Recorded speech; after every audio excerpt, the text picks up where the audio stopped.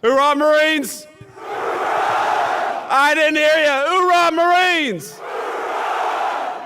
God bless you, Marines. God bless you, Camp Pendleton. It is so much fun and such an honor to be out here to celebrate 250 years of United States Marines. Now, I gotta say, first of all, thank you to so many of the fine people who are here today who make this incredible event happen and who every day make our military the finest fighting force anywhere in the world. First of all, our great Secretary of War, Pete Hegseth, who gave a hell of a speech, if I might say so. Pete, where are you at?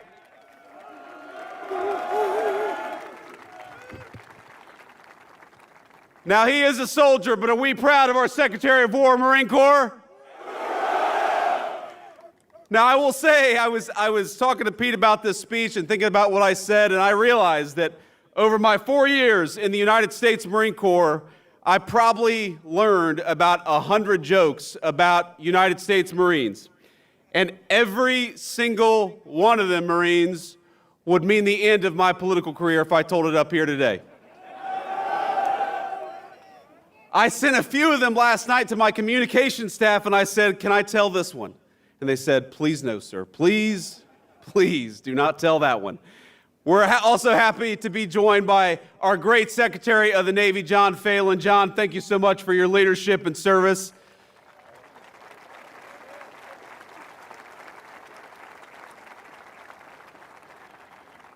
I got to give a shout out to my beautiful wife, our great Second Lady, Usha Vance, with the Marine Corps hat.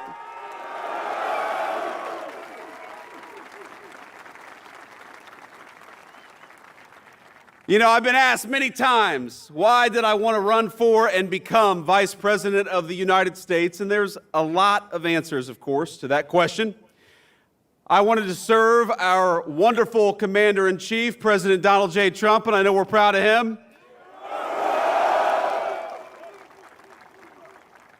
And of course, I wanted to serve the American people and make their lives better, but really, deep down, I wanted the Commandant of the Marine Corps to have to salute a member of the E4 Mafia, and now he has to.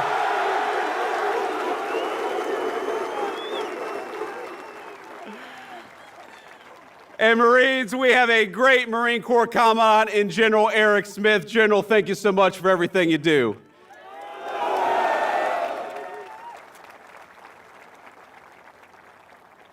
We got General Daniel Taylor. Where's General Daniel Taylor? Apparently he was sick today. We have got Admiral Gavin Duff here. Admiral, thank you for your service, sir.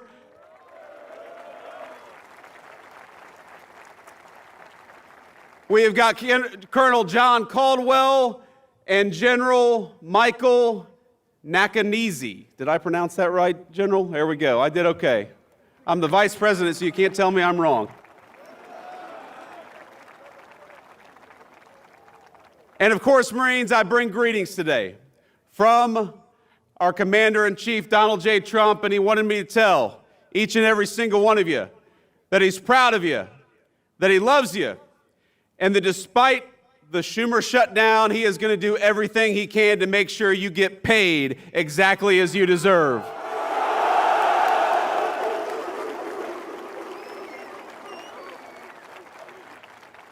Now, I know we're here to talk about the Marine Corps, but I got to get just a little political because congressional Democrats seem to want to keep the government shut down, even though it would mean that a lot of you would not get your paycheck. But as I told the president just a couple of days ago, I said, "Sir, we have got to figure out how to pay these Marines, both for their sake, but also, of course, because if we don't pay our enlisted Marines, every bar in Southern California is going to go out of business, and we don't want that."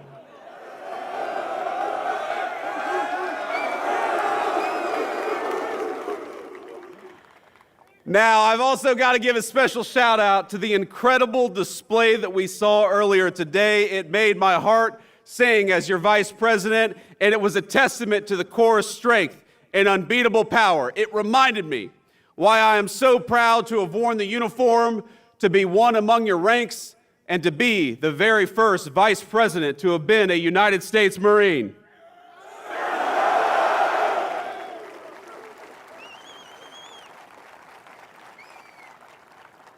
Now, for us East Coast Marines, Camp Pendleton has always had a special place in our imagination. We heard the stories of the back-breaking hikes you all had to do, the West Coast Marines had to do in Camp Pendleton. You know it? Us East Coast Marines, we had the sand fleas and you all had the hills. I don't know which was worse.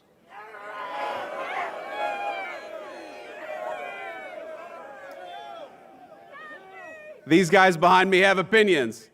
So let's give some credit to the amazing Marine units who pulled this off. First of all, to the incredible Marines of this base and the Marine Corps Forces West who put on this display. Let's give a round of applause to the incredible job they did.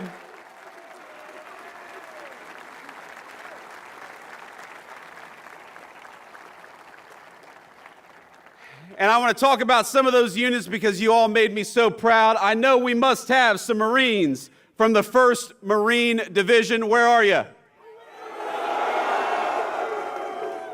You all did a hell of a job. How about the Marines from the 3rd Marine Air Wing?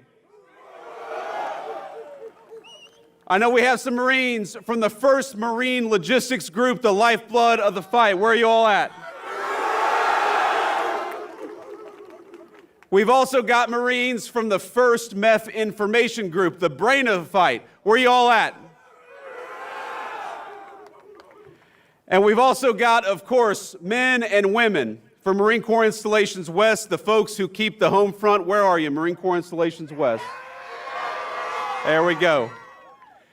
Now, I know you all know we cannot leave out our brothers and sisters of the sea, so we're proud to have all the sailors of the Navy's 3rd Fleet here to celebrate 250 years of Marines. Thank you.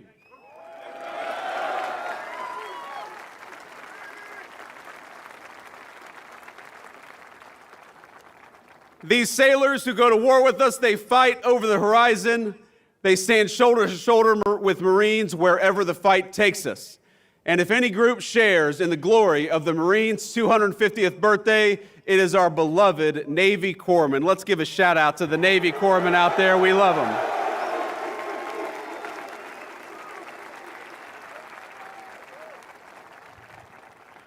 And I know every Marine has had the story of walking into a corpsman's office, barely alive, suffering the most severe illness you've suffered in your entire life, and they'll say, just go home, hydrate, and take 2 Motrin, and it'll work out just fine. So thank you to the corpsmen for taking care of us, but also toughening us up.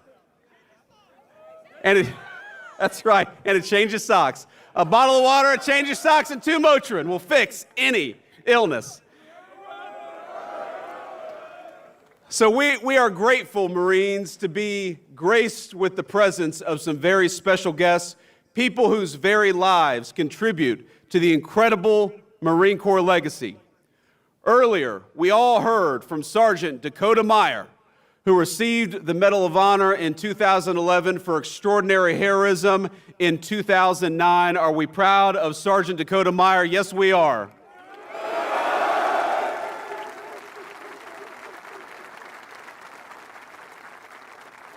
And despite the constant rain of enemy fire, then Corporal Meyer made multiple runs across an ambush zone that day, saving the lives of 36 American and Afghan troops. Dakota Meyer, we love you. We're proud of you. You're the very best of the Marine Corps and the very best of this country.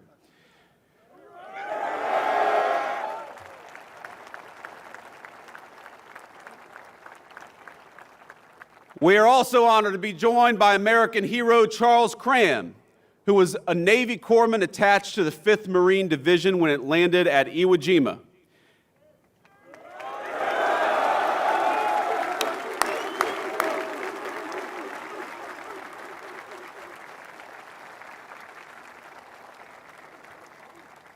Now, as part of that force, this American hero watched the Stars and Stripes raised over Mount Suribachi before being wounded on the 7th day of battle while tending to a Marine. For his valor, he was awarded the Silver Star, the Bronze Star, and the Purple Heart. Sir, we love you. Thank you for your service.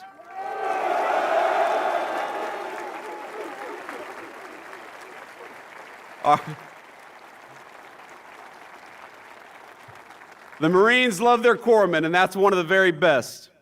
Another living legend we have with us today is Elmer Royce Williams, a naval aviator who, while on combat patrol in the Korean War, suddenly found himself up against 7 Soviet MiGs. Sir, thank you so much. God bless you, and thank you.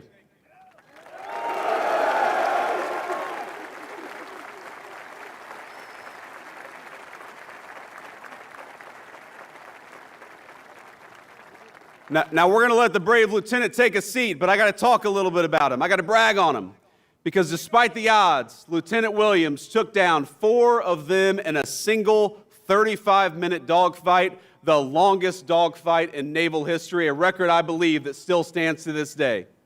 Hoorah!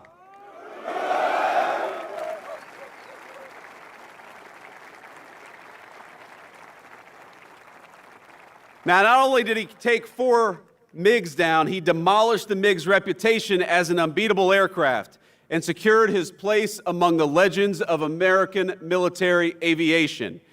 And if you notice, we just talked about a great Marine in ground combat, a great Marine in aviation combat, and a great Marine, or I should say a great Navy corpsman who helps out our Marines. In other words, Marines can kick ass in every theater of combat, and we do it every single day.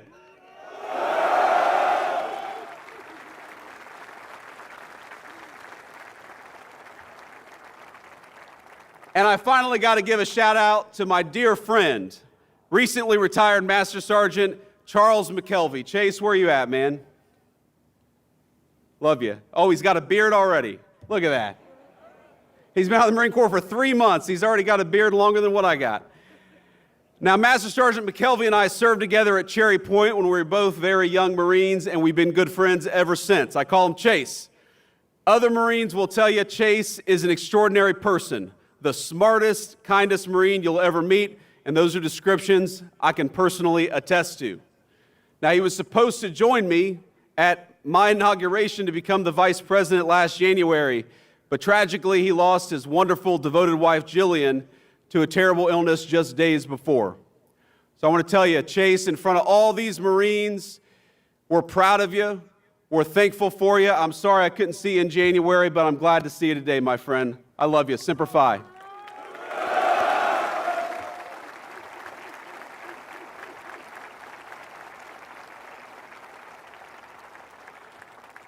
And finally, we are grateful to have all of you, whatever your rank, whatever your station in the Marine Corps, here at Camp Pendleton to commemorate this incredible 250th anniversary of our beloved Marine Corps.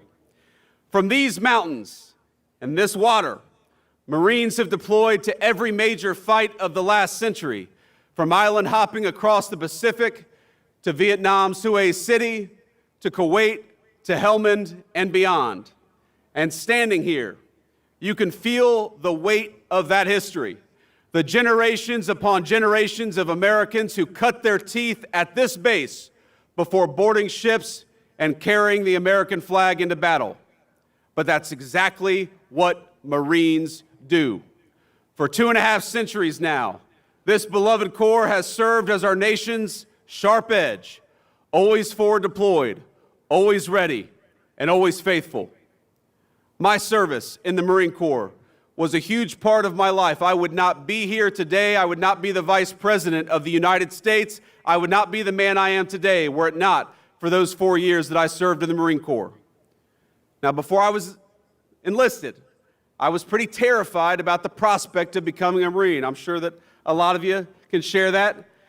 I remember I had nightmares before I went to boot camp of drill instructors yelling at me, of being away from my family, of being constantly stretched well beyond my own physical limits. It's daunting stuff, as all of you know. And as anyone who survived boot camp can tell you, it's all real. But my cousin Rachel, in particular, one last shout out to a former Marine. In particular, she pushed me to do it. A veteran of the Corps herself, she got it. She understood what joining does for a young man or a young woman. So she pushed me to go and talk to a recruiter, which I did, and I will never forget that conversation. Because at no point did he try to sell me on the United States Marine Corps. He warned me, said, "You don't enlist in the Marine Corps to make money," and you all know that's exactly right. He said, "You might even go to war." This was back in 2003, right after we invaded Iraq.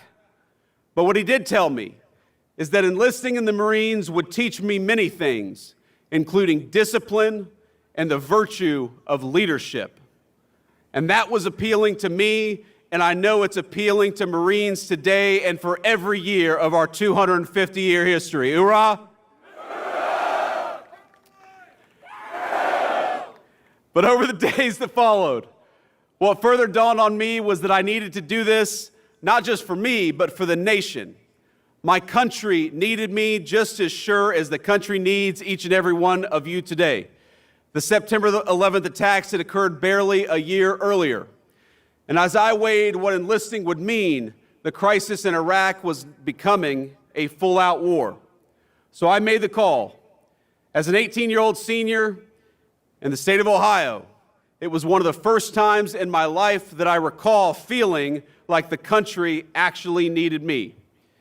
And when I realized I had a responsibility to something so much greater than myself or even my family, and I had an obligation to act on that feeling of duty. And I know that's something that animates every single one of you, whether you're a private or a general. That spirit of service has been the spirit of the Marine Corps for 2.5 centuries. So I just wanted to say, from the bottom of my heart, from one Marine to another, from the Vice President of the United States to the whole Marine Corps, thank you for your service. We are proud of you and proud of your service.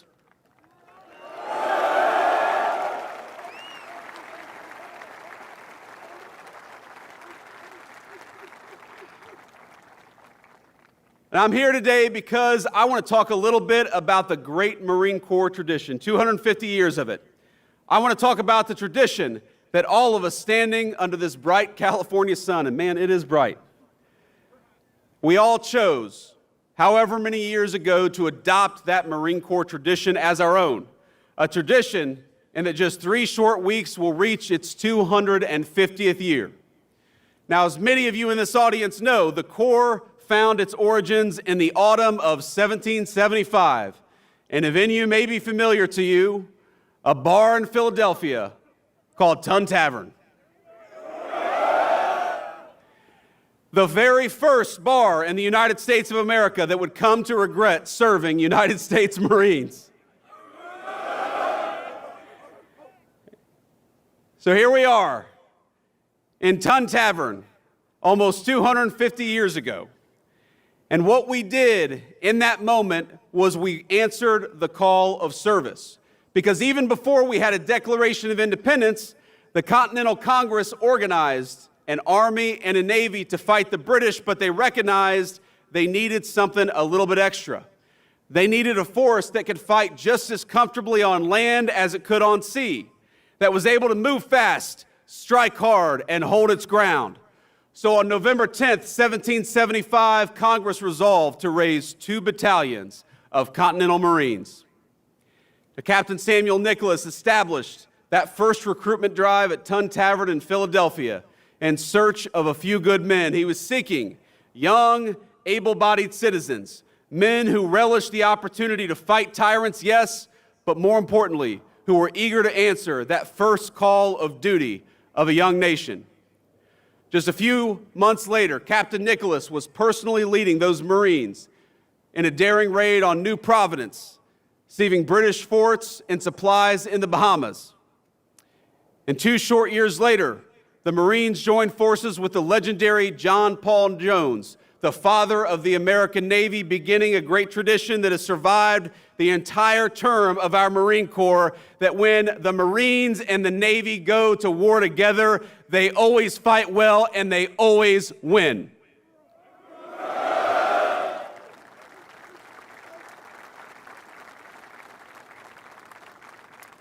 The War of Independence set a blueprint that Marines follow to this day.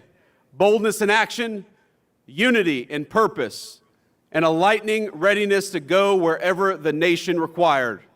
In battle after battle, the United States Marine Corps has broken the backs of empires, you've toppled tyrants, you've hanged pirates, and hunted down America's foes across the 7 seas. And Pete, turns out we're hunting some pirates today, aren't we?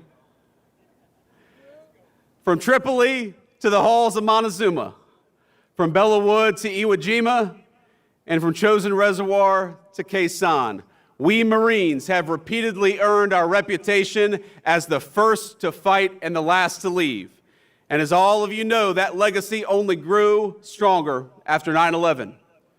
Within weeks after the attack, the 15th Marine Expeditionary Unit, the 15th MEU, already forward deployed on September the 11th, helped launch the most ambitious amphibious assault in the history of the United States of America.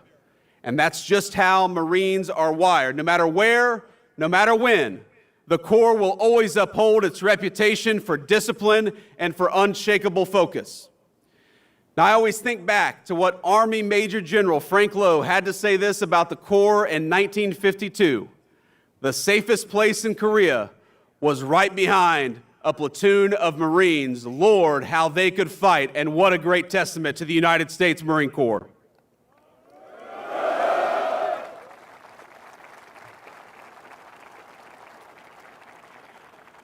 Because while the world keeps changing, new weapons, new threats, and new ways in which we wage war, the nation will forever need the United States Marine Corps.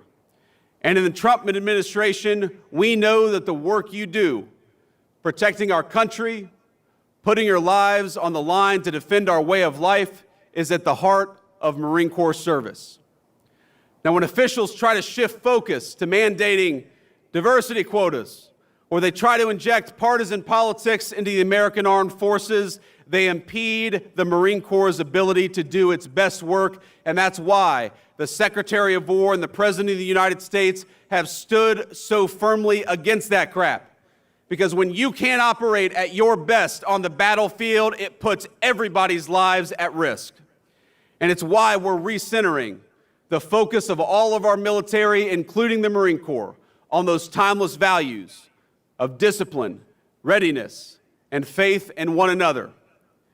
Now, I remember when I was a young recruit in boot camp talking about how politically correct things got maybe over the last few years, and I compare it to my time in the Marine Corps. I remember I was lining up as a young recruit to go to church one Sunday morning, and back then there were 2 lines. There was the Catholic line, and there was the Protestant line. And I remember we all get into our lines, and there's one recruit who's just kind of standing there by himself. And, you know, the folks watching on TV may not realize that Marines refer to themselves in the third person when they're in recruit training, because you haven't earned the title of United States Marine, and so you have to say, this recruit, instead of I. And so you've got this one recruit standing out there by himself, and the drill instructor says, hey, what the hell are you doing? And the recruit says, this recruit is an atheist.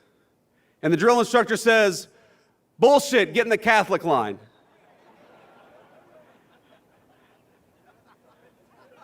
That didn't work in the Biden administration, Pete.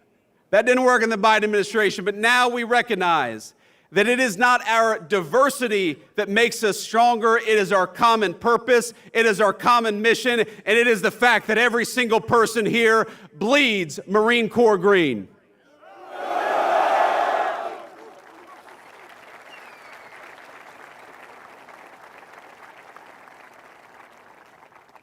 And I think that all of you should realize that from the President of the United States on down, this government is proud of you.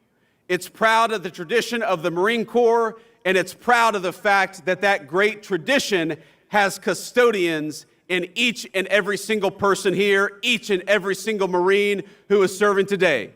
And I hope that the proud Marine Corps tradition, you heard Pete talk about this, Chesty Puller, Dan Daly, John Basilone, all of these great Marine Corps heroes, they should inspire you through their action to be the very best Marine in the future that you can be. Now, I remember so many people who made my Marine Corps journey and made the country better in the process. I remember a gunnery sergeant who saved me from financial ruin.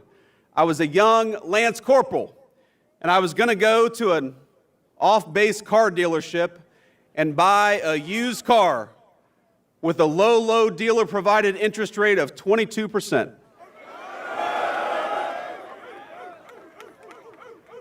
These Marines behind me, you aren't supposed to nod your head at that part, guys. No 22% interest rate. So I had a gunny who was like, look, stop being a dipshit and go to Navy Federal Credit Union, get a better interest rate, and then go and buy a car. And that's exactly what I did. I remember that gunny, and I remember a young Marine who was younger than I was. Chase knows who I'm talking about, a Puerto Rican Marine who grew up in New York City. You too, huh? A man I thought I had nothing in common with, but who I learned bled Marine Corps green just like I did, and who came to my inauguration as Vice President of the United States. I remember a Marine I served with, a guy whose political beliefs you might call far left, but despite the craziness of our politics today, remains one of my best friends and is a man I would trust with my life. I remember the Marines raising the flag over Iwo Jima, etching in American memory the importance of respecting and honoring our beautiful national symbol. I remember all my friends from the Marines, men and women, some of whom retired and some of whom made the Marine Corps proud in the civilian world. I remember General Chuck Krulak, who I met at my cousin's boot camp graduation.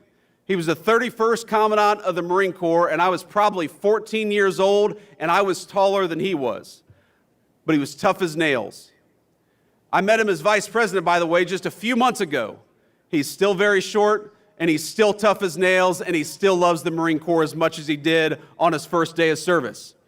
Now, he had a phrase, I'm sure you guys have heard it. He said that the most important thing the Marine Corps does for this nation is to win battles and to make United States Marines.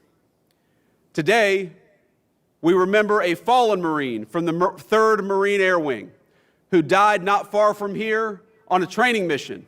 He died so recently, as a matter of fact, I can't even say his name publicly, but I want all of us to know and send a message to his family that we remember them and we know that his Marine Corps service was not in vain. Let's give a new hoorah for that fallen Marine.